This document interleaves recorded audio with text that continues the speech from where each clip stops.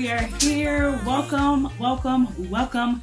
It is week 7, and we are discussing this week the damages. Now, listen, I know I say every week that every chapter is important and that it's important that you hear all these things, but let me just be transparent and start off and say, if this was hard for you to read, imagine how hard it was for me to write it.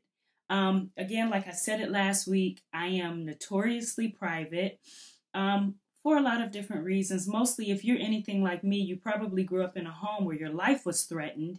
If you went outside of the home and told any of the family business, it is very common in Black families that you are given the cardinal rule. What goes on in this house stays in this house. So you're almost trained from the start to kind of be private about your business. But I've just always kind of been not the type of girl that runs with the pack and has a whole lot of girlfriends and hangs with a whole lot of girls. And because of that, I just kind of keep my business on a need to know basis. So when writing this, and God kept prompting me to share details of my life that, I've shared with people in private one-on-one sessions or in moments where I felt like they really needed to hear it, but not always openly. So let me say that if this chapter helped you in any way, good. It was worth me opening my Pandora's box and saying, here's Victoria's Secret, all right? But we're going to dive right in talking this week just about the damages. This chapter focused on what happens when we have insecurities. A lot of times it's not until damages take place that we're really willing to admit that there's issues. A lot of times we'll ignore them until we have rock bottom moments, things that are so awful that we say, no way in the world do I ever want to go through that again. And then we start to ask certain questions that puts us in a position to where we're actually able to follow the trail to our insecurities and see how they got there. And so one of the points that I brought out initially, it says the same way that we use symptoms as a guide to figuring out our illness, we can also use the damages in our lives to locate our insecurities. Like I just said, a lot of times it isn't until we've suffered something that's awful, or have gone through a divorce or lost a child, we're estranged from our child, or we've lost a job, or we've been removed from family functions where we're not invited to certain things anymore, or we end up in jail, or anything that is considered rock bottom, you've lost everything, that you start to ask what the problem really is. And when you start to ask what the problem is, you kind of go through a series of backtracking to kind of figure out what it could have been. And a lot of times we end up at a predominant thought, which represents our insecurity, which we start to ask certain questions. And so damages, they're hard to deal with, but not always, because sometimes they are the reason that we start to ask questions.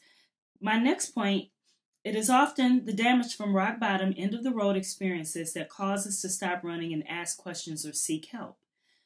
The next point after that, eventually, the art of feeding our insecurities with supplements and coping mechanisms causes us to implode, as they work as fertilizer that populates our insecurities or causes us to be numb to them. What usually ends up happening with our insecurities and what leads us to damages is we run out of supplements. Remember, I've talked about supplements repeatedly throughout the book, throughout the videos. Supplements are the things that we add to ourselves when we're deficient in an area. Like I said before, if you go to the doctor and you're vitamin D deficient, 9 times out of 10, they're going to tell you a vitamin to go get, or they're going to prescribe you something that helps to put vitamin D into your system. Well, with our insecurities, because they take things from us or they represent an area where we are missing something, we often add things to ourselves. We add relationships, jobs, or sometimes substance abuse, or different other things that we add to ourselves to make up the difference. What ends up happening when these things run out is that we find ourselves in a place to where we are no longer able to be in denial about what is going on. And so when our supplements run out, now this gaping hole is more prevalent, and we're able to see it because there is nothing feeding it and keeping it up to par anymore. And so a lot of times, what ends up happening when we supplement over and over again, they are fertilizing our insecurities. They are not getting rid of them. They are not removing them. They're simply adding to them over and over again. The next point, some damages are overt and undeniable, while others often seem only as regrets of a mild nature, making them easy to brush off or quickly reconcile as a small mistake. A lot of times, the damages that we suffer are so big that you can't even say, well, this isn't what it was, or it's not what I meant for it to be. Sometimes they are so big that we can't just get rid of them. But it is often before they get big, before they get out of control, before they ruin something in our lives, a lot of times they show up as very small mistakes, piece by piece. And they're very easy to brush off and say, oh, well, that's not what I meant, or that's not what I intended. And it's easy to deny it for what it is because they're small. But when they grow into something massive, it is very hard to deny that they are what they are. And so a lot of times our insecurities, they pop up in forms that they represent moments to where either we fall into depression, unhappiness, just losing major control of our lives. Not that we ever really had control when insecurities are present, but it's almost like you're led to believe that you're able to have control if there's no other problems or there's no other damages. And so the good thing about our damages is they position us to start to ask questions that we've been afraid to ask or we won't. You hear me? All right. Using the damages, regrets, or small mistakes, it is a good practice to rehearse the steps to the final result in reverse order, leaving no stone unturned. At the end of this, you are often at the beginning of it all and better able to locate an event that led to a feeling that birthed an insecurity. It's just what I said. The good thing about the damages is, like I said, you start to ask these questions. And when you ask the questions, you're able to kind of go back. It's a good practice to go in reverse order. So if your damage is, I have eaten myself into a state where I am now 100 to 200 pounds overweight. And so, yes, the damage is now you're at a weight that is threatening your health and your life and your livelihood.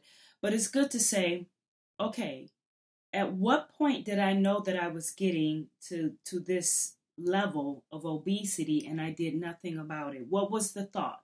The thought was, oh, it's not as bad.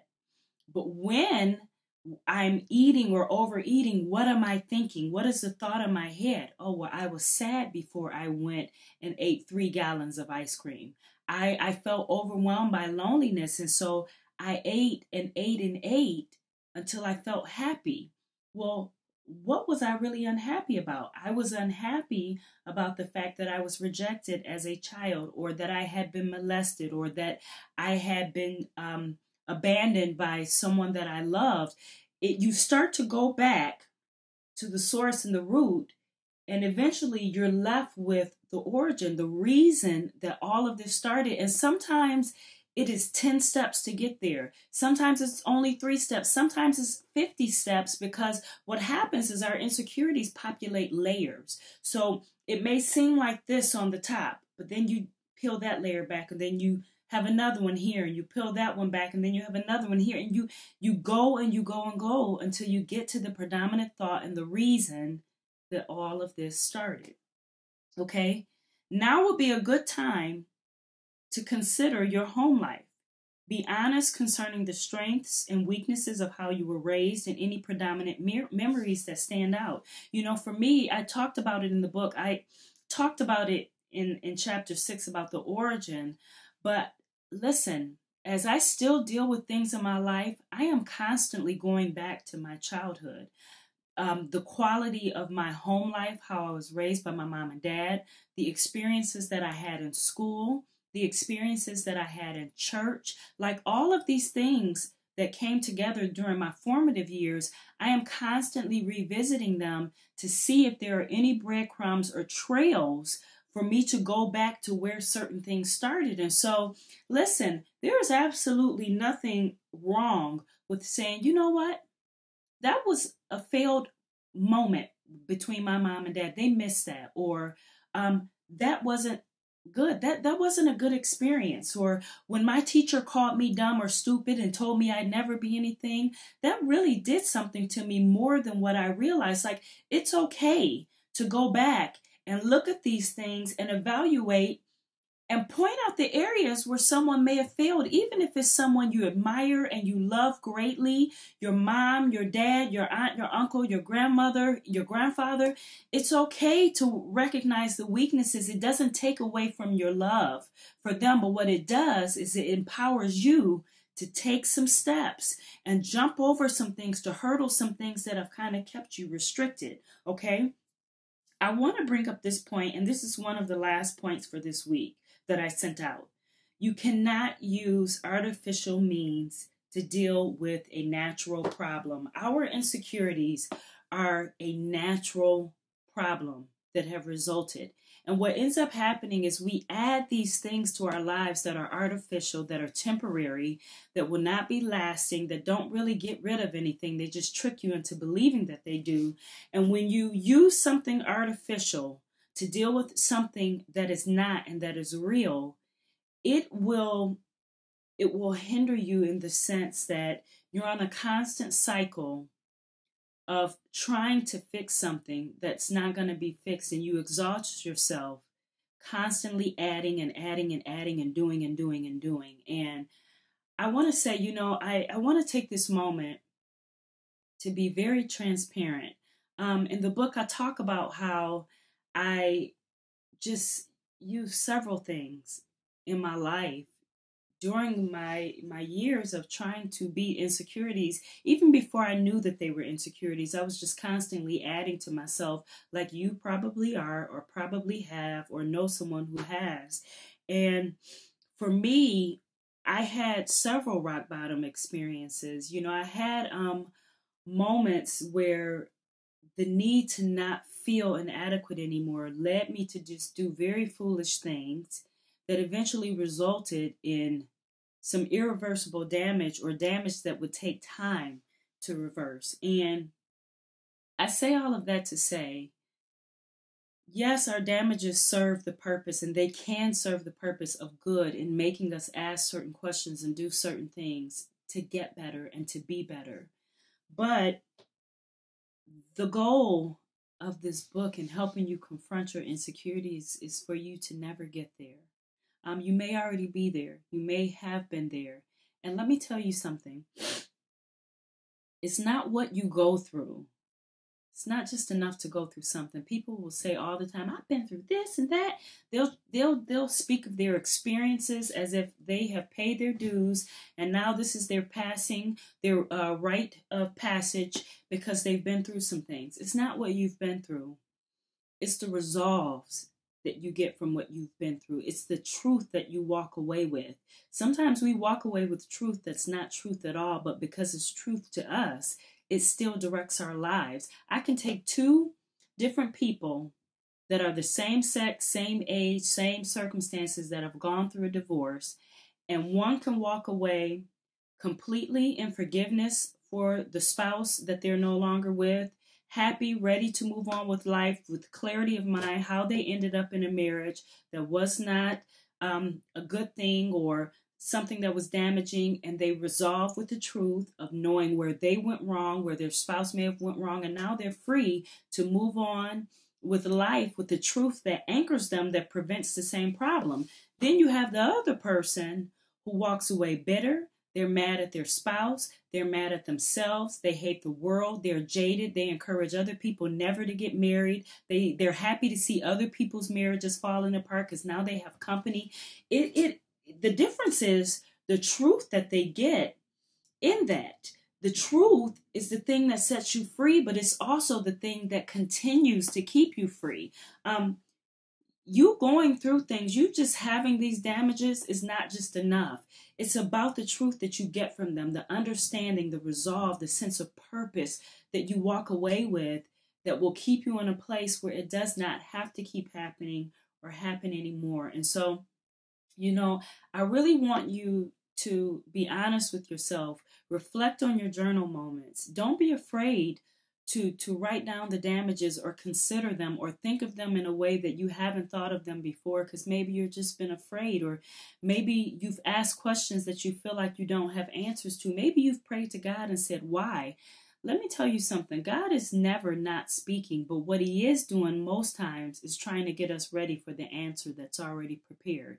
It's never the questions. It's us that sometimes can't handle the answer. Maybe the answer is you're hard-headed. Maybe the answer is, I've tried to direct you, you won't listen to me. Maybe the answer is, you have the presence of toxic things in your heart that's what you attract. Maybe the answer is something that is a hard pill to swallow, and he's wasting his time giving you answers that you're not prepared for and you can't even hear. And so I really encourage you, evaluate the damages. This isn't a time to get in condemnation and get up hard on yourself and be upset and angry, but it is a time to be very real and very honest and say, you know what? I probably did this to myself in some form, or maybe mom or dad opened the door. Maybe I'm not as okay as I want to be and I'm saying I am, but I can get there if I'm honest about the fact that I'm just not yet. This is a good time to do that. And I encourage all of you, go ahead, do it. Keep reading. We're picking up next week with chapter 8. Listen, I promise it's going to start getting a little bit lighter from here. I hope you're making evaluations and it's helping you to make changes, and it's going to get better. All right, guys? I will see you next week.